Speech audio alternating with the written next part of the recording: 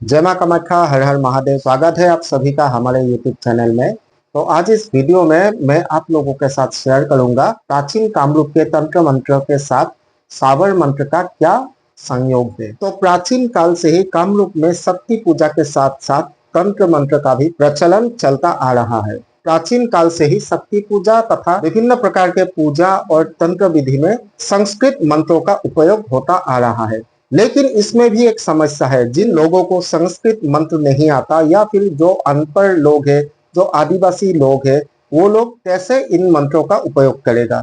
लेकिन इसका हल भी बहुत प्राचीन काल में ही नाथ संप्रदाय के गुरु गुरु गोरखनाथ जी ने निकाल के रखा है और इस समस्या का हल है सावर मंत्र। ये सावर मंत्र प्राचीन काल से ही आदिवासी लोगों के बीच में चलता आ रहा है। माना जाता है कि सावर मंत्र का फल कभी व्यर्थ नहीं जाता। अगर देखा जाए तो सावर मंत्र का जो शब्द योजना है या फिर उच्चारण है या फिर जो शब्द का रचना है वो बहुत ही अद्भुत है।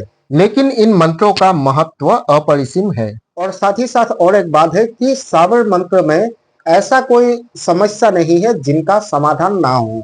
इसका मतलब ये हुआ कि सावर मंत्रों के द्वारा लगभग सभी समस्याओं का समाधान किया जा सकता है। और साथ ही साथ सावर मंत्र को सिद्ध करने का भी कोई जरूरत नहीं पड़ता, क्योंकि सावर मंत्र अपने आप ही सिद्ध होता है। महादेव जी ने भी इसको विलिप नहीं किया है। सावर मंत्र साधना के लिए कोई भी पूजा अनुष्ठान नहीं किया जाता है या फिर कोई ऐसा नियम नहीं होता है। लेकिन एक बात जरूर है, सावर मंत्र आप गुरु दीक्षा के बिना उपयोग नहीं कर सकते हो। इसका मतलब है कि आपका गुरु होना जरूरी है और आपके गुरुजी जो सावर मंत्र आपको देंगे वही सावर मंत्र फल देता है। इसके साथ ही साथ जो वैदिक मंत्र सिद्ध करने के लिए न्यास या मुद्रा का उपयोग होता है, इसका भी सावर मंत्र में जरूरत नहीं है।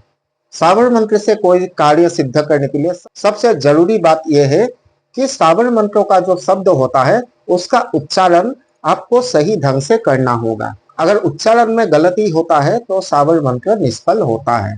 प्राचीन कामरूप के तंत्र और मंत्र के किताबों में उल्लेख है कि सावर मंत्र जो है बहुत सारे कार्यों के लिए उपयोग किया जाता था, जैसे कि वशीकरण, उच्चाटन, सम्मोहन इत्यादि इत्यादि। लेकिन इसमें एक चेतावनी भी मिलता है कि सावर मंत्र हो चाहे अन्य कोई वैदिक मंत्र हो, हमेशा किसी अच्छे काम के लिए ही किया जाना चाहिए। नहीं तो जो करता है यानी कि जिसके द्वारा ये काम किया जाता है, ये मंत्र का उपयोग किया जाता है, उनका अनिष्ट या विनाश होता है। इसीलिए प्राचीन कामरूप के तंत्र और मंत्रों के किताबों में ये चेतावनी बार बार मिलता है। और आप लोगों को तो पता ही होगा कि देवादिदेव महादेव जी के पंचम मुख से जो वाणी निकला था वही है पंचम वेद यानी कि तंत्र शास्त्र। और शिव जी ने ये तंत्र शास्त्र का रचना इंसानों के भलाई के लिए ही किया था। तंत्र शास्त्र हो चाहे सावर मंत्र हो, हमेशा अच्छाई के लिए ही करना चाहिए, नहीं तो इसका फल उल्टा होता है। तो आज इस वीडियो में मैं कुछ ऐसा सावर मंत्र आप लोगों के साथ शेयर करूंगा जो सावर मंत्र विभिन्न कार्यों में उपयोग किया जाता था।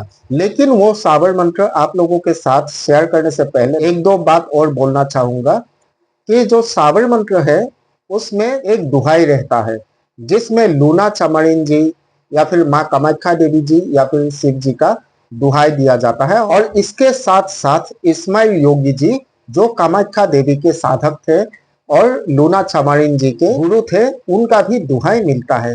तो ऐसा ही दो एक सावर मंत्र आप लोगों के साथ शेयर करूंगा।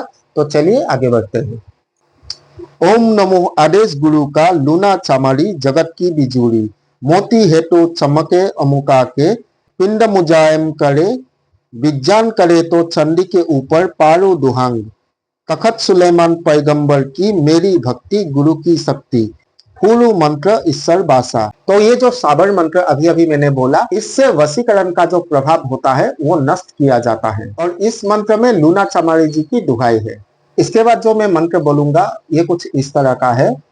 ओम आदेश गुरु का काउडेश कामाख्या देवी, कहाँ बैठे इस्माइल जोगी, इस्माइल जोगी की आई फूल की बाड़ी, फूल चंपारे लूना चमारी, फूल हंसे फूल फूल बिया से, जो ले फूल की बास, कबहू ना छोड़े मेरा आस, मेरी भक्ति गुरु की शक्ति, फुरो मंत्र ईश्वर बासा। और ये जो मंत्र है इसमें कामाख्या देवी और इस्माइल योगी जी की उल्लेख मिलता है।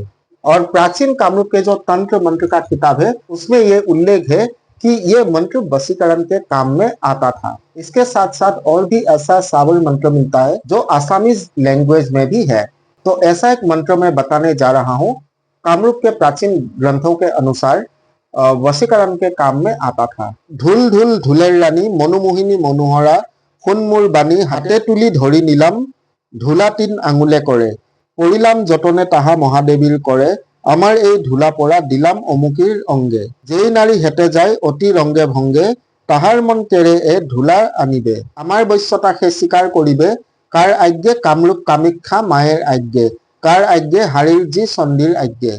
तो ये जो वशीकरण का मंत्र है इसमें भी माँ कामाख्या जी और माँ चंडी का उल्लेख मिलता है। आज इस वीडियो में सावर मंत्र के बारे में बस इतना ही आप लोगों के साथ शेयर किया। तो जैसे कि मैंने पहले ही बोला था कि सावर मंत्र को सिद्ध करने के लिए कोई भी अनुष्ठान नहीं किया जाता है या फिर ऐसा कोई कठिन नियम नहीं है सिद्ध करने का, लेकिन फिर भी गुरुमुखी सावर मंत्र ही काम आता है। यानी कि कोई गुरु शिष्य को जो सावर मंत्र देता है वही सावर मंत्र काम आता है। तो आज के इस वीडियो में प्रयास किया आप लोगों को दिखाने के लिए प्राचीन कामरूप का एक तंत्र का झलक। तो कृपया इन मंत्रों का उपयोग ना करें, इसे सिर्फ एक जानकारी ही मानिए और जानकारी के लिए ही ये वीडियो बनाया गया है। तो इस वीडियो से अभी विदा लेता हूँ, मिलते हैं अगले वीडियो में। धन्यवाद।